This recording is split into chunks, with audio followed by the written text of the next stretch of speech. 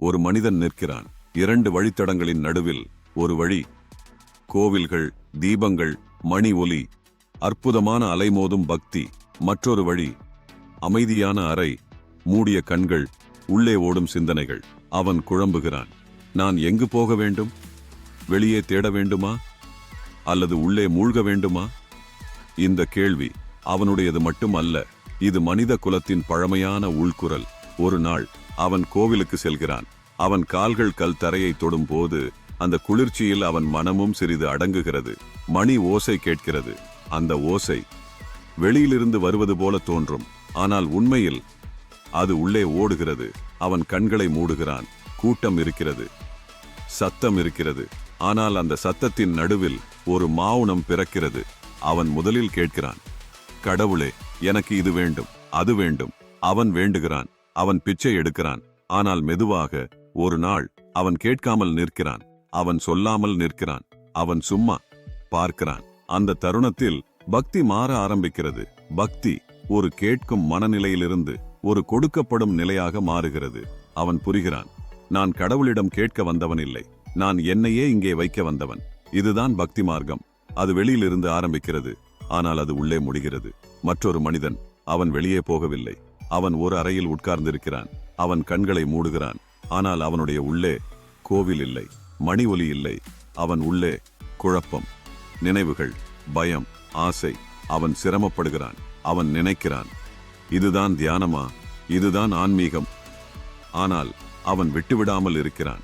அவன் தினமும் உட்கார்கிறான். தினமும் அந்த குழப்பத்தை பார்க்கிறான். ஒரு நாள் அவன் புரிகிறது, இந்த சிந்தனைகள் நான் அல்ல, அந்த உணர்வு அவன் மனத்தில் ஒரு பெரிய மாற்றத்தை உருவாக்குகிறது. அவன் சிந்தனைகளை எதிர்க்கவில்லை, அவன் அவற்றை கவனிக்கிறான். அந்த கவனிப்பு அவனை சுத்தமாக்குகிறது. இதுதான் ஞான மார்க்கம். அது உள்ளே ஆரம்பிக்கிறது, உள்ளேவே முடிகிறது. மூன்றாவது மனிதன். அவன் கோவிலுக்கும் போகிறான். அவன் தியானமும் செய்கிறான். ஆனால் அவன் வாழ்க்கை செயல்களால் நிரம்பியுள்ளது. அவன் வேலை செய்கிறான், குடும்பத்தை கவனிக்கிறான், சமூகத்தில் செயல்படுகிறான்.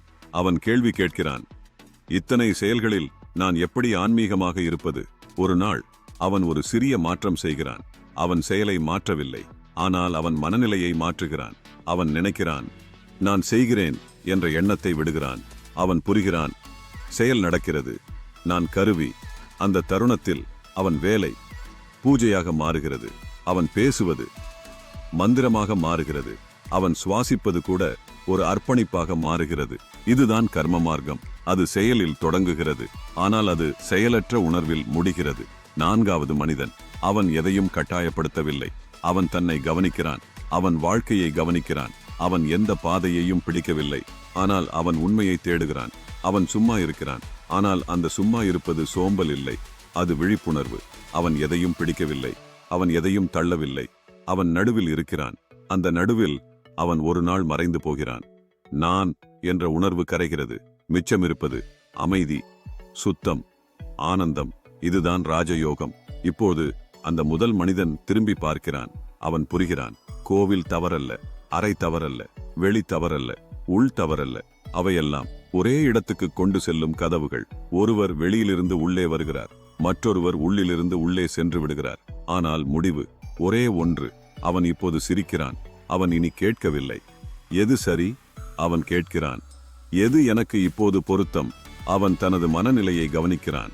அவன் குழப்பத்தில் இருந்தால் அவன் பக்தியை தேர்வு செய்கிறான். அவன் சிந்தனையில் மூழ்கினால் அவன் ஞானத்தை தேர்வு செய்கிறான். அவன் செயல்களில் சிக்கினால் அவன் கர்மத்தை தேர்வு செய்கிறான். அவன் அமைதியில் இருந்தால் அவன் ராஜயோகத்தை அனுபவிக்கிறான். இது பாதைகள் பற்றிய கதை அல்ல, இது உன் மனநிலையின் பயணம். நீ வெளியே போகலாம், நீ உள்ளே உட்காரலாம், ஆனால் முக்கியம், நீ விழித்திருக்கிறாயா? நீ பார்க்கிறாயா? அல்லது நீ ஓடிக்கொண்டிருக்கிறாயா? ஒரு நாள் நீ கோவிலில் நிற்கும்போது அல்லது வீட்டில் உட்காரும்போது திடீரென்று ஒரு உண்மை வெளிப்படும். நான் தேடியது எப்போதும் என்னுள் இருந்தது. அந்த தருணத்தில் பாதை முடிகிறது, தேடல் முடிகிறது. மிச்சமிருப்பது நீயே, அமைதியாக, முழுமையாக, ஆனந்தமாக.